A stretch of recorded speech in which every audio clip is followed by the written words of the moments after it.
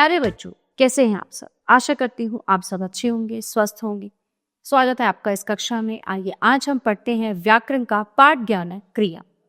बच्चों, जो कार्य हम सुबह से लेके रात तक करते हैं, उठने से लेके रात के सोने तक, जैसे खाना पीना, सोना, उठना, बैठना, नाचना, दौड़ना, कूदना, चलना, टहलना, तो ये सब क्या है? क्रियाएं हैं। जो कार्य हम करते हैं वो क्रिया के अंतर्गत आता है। तो आइए विस्तार से जानें। निम्नलिखित वाक्यों को ध्यानपूर्वक पढ़िए। सचिन सो रहा है, अध्यापिका गणित पढ़ा रही है, शर्मा जी हलवाई से मिठाई बनवाते हैं। तो उपयुक्त वाक्यों में रंगीन छपे शब्दों को ध्यानपूर्वक पढ़ें। इन शब्दों से किसी कार्य का होना या किया जाना पता चलता है। इन शब्दों से वाक्यों को पूर्णता मिलती है, अर्थ प्राप्त होता है। इनको क्रिया कहते हैं। तो इस प्रकार जिन शब्दों से किसी कार्य के करने या होने का पता चले उन्हें क्रिया कहते हैं। ठीक है, अब क्रिया के बारे में आगे जानने से पहले हम जाएंगे धातु पर। ठीक है, धातु क्या होता है? उसका मूल रूट होती है, रूट क्रिया की। ध्यानपूर्वक पढ़िए और समझिए। तुम गाना सुन रहे हो, तुम मेरी बात सुन रहे हो या नहीं? तो बच्चों, इन सभी वाक्यों में आए क्रियापदों में सुन अंश का प्रयोग किया गया है। यही अंश क्रिया का मूल रूप अर्थात धातु कहलाता है। क्रिया के मूल रूप धातु का प्रयोग तू सर्वनाम के साथ किया जाता है, जैसे तू देख, तू चढ़, तू लेख, तू दौड़। धातु के भेद। धातु के निम्नलिखित 4 भेद हैं। सामान्य क्रिया। क्रिया की धातु में ना प्रत्यय जोड़ देने से क्रिया की सामान्य धातु बनती है, जैसे सोना, चलना, पढ़ना। व्युत्पन्न धातु। सामान्य धातुओं में प्रत्यय लगाने पर व्युत्पन्न धातुएं बनती हैं, जैसे सो, सोना, चल, चलना, सुलना, सुलाना, सुलवाना, चलाना, चलवाना। नाम धातु। संज्ञा, सर्वनाम, विशेषण आदि शब्दों के अंत में प्रत्यय जोड़कर जो धातुएं बनाई जाती हैं उन्हें नाम धातु कहते हैं, जैसे संज्ञा से बात, बतियाना, हाथ, हथियाना, अपना, अपनाना, गर्म, गरमाना। मिश्र धातु।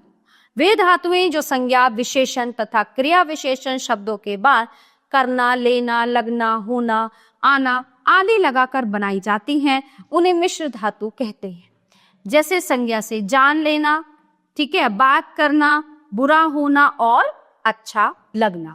ठीक है, अब आगे चलते हैं। क्रिया विशेषण से नीचे आना और पीछा करना। तो सामान्य क्रिया, जब वाक्य में एक ही क्रियापद का प्रयोग किया जाए तब वह सामान्य क्रिया कहलाती है, जैसे अनन्या खिलौने लाई, रवि ने दरवाजा खोला। क्रिया के भेद।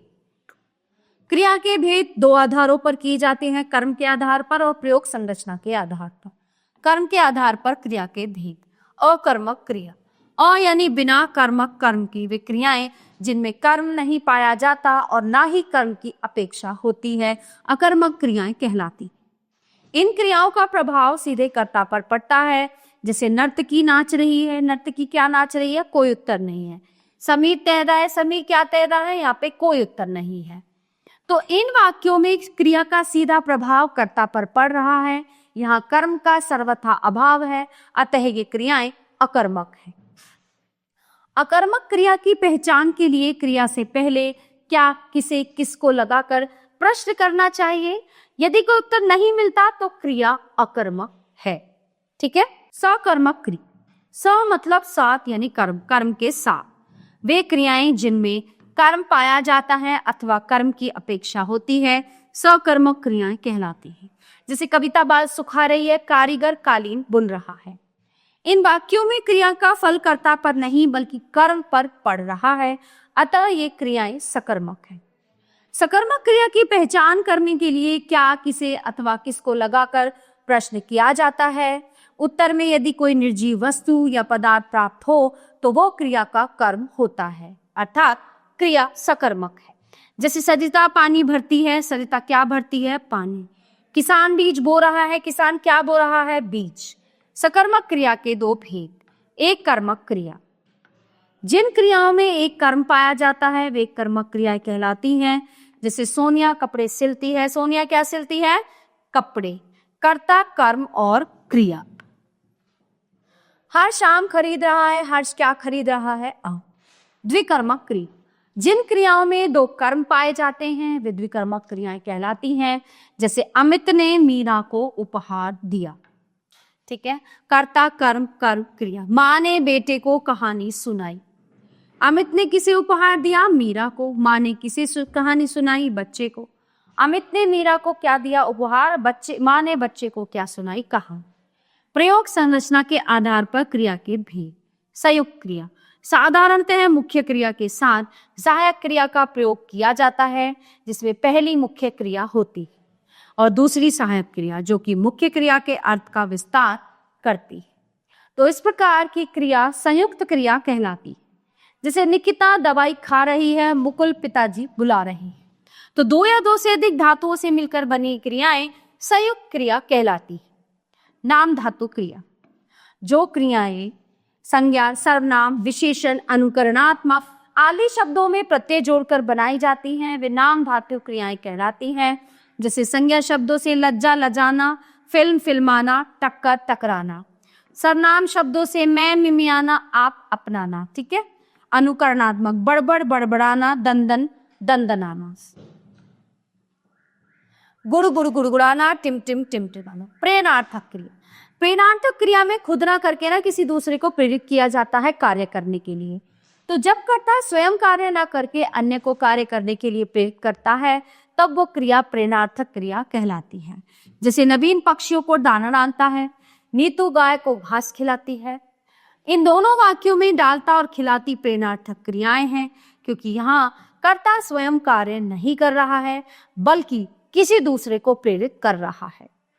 प्रेरणार्थक क्रिया दो होती है, प्रेरणा देने वाला प्रेरक कर्ता और प्रेरणा प्राप्त करके कार्य करने वाला प्रेरित कर्ता। प्रथम प्रेरणार्थक क्रिया जब कर्ता स्वयं कार्य करने की प्रेरणा देता है, तब वो क्रिया प्रथम प्रेरणार्थक क्रिया कहलाती। जैसे अध्यापक बच्चे को पाठ पढ़ाते हैं और माँ बच्चे को नहलाती है। द्वितीय प्रेरणार्थक क्रिया जब कर्ता कार्य में स्वयं सम्मिलित न होकर किसी अन्य को कार्य करने के लिए प्रेरित करता है, तब वो क्रिया द्वितीय प्रेरणार्थक क्रिया कहलाती है। जैसे अध्यापक सार्थक से बच्चों को पढ़वाते हैं।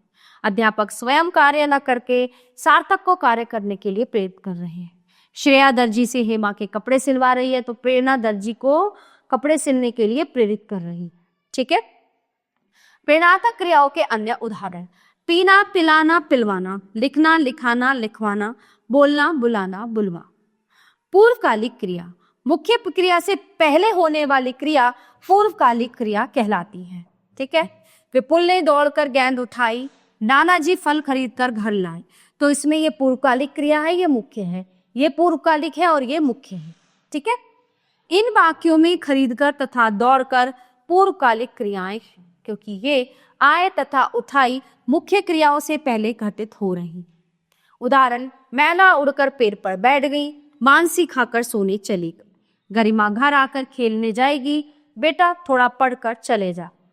कृदंत क्रिया, क्रिया शब्दों के अंत में प्रत्यय लगाकर बनाई जाने वाली क्रिया कृदंत क्रिया कहलाती है।